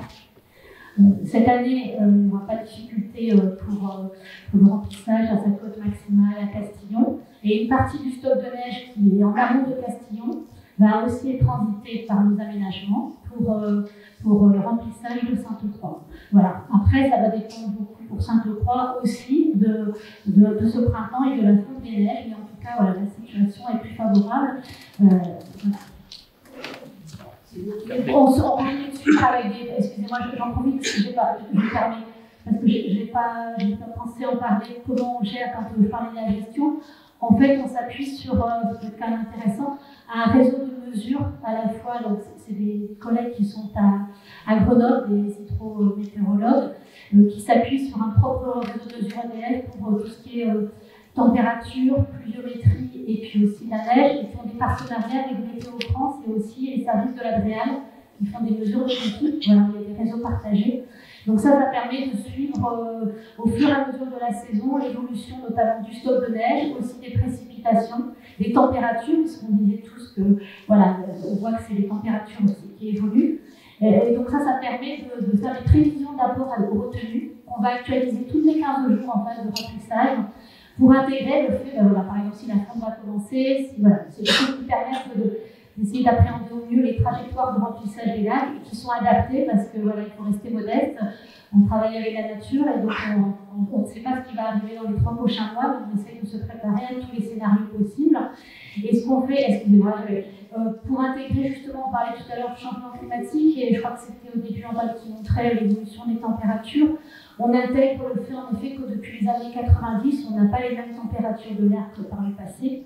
Et donc, dans nos scénarios pour faire des simulations, on tient en compte ce fait, c'est-à-dire que mes collègues parlent de température redressée, en fait, de dire, même si on a des chroniques historiques, on se base sur ces chroniques pour des visions à plus de 15 jours, parce que la météorologie, déjà, à 15 jours, c'est compliqué, mais au-delà, on se base sur les chroniques, mais on intègre le fait que les températures ne sont pas les mêmes que par le passé. Et donc, notamment sur le fond du manteau neigeux, on parlait tout à l'heure, ça a une influence et on intègre, voilà. Alors, c'était juste, et donc, c'est des sujets vraiment qui sont intéressants et qui doivent continuer, c'est comment approcher au mieux, c'est ce qui va arriver dans nos retenues dans un contexte de changement climatique. Voilà, il y a toutes des recherches là-dessus. Voilà.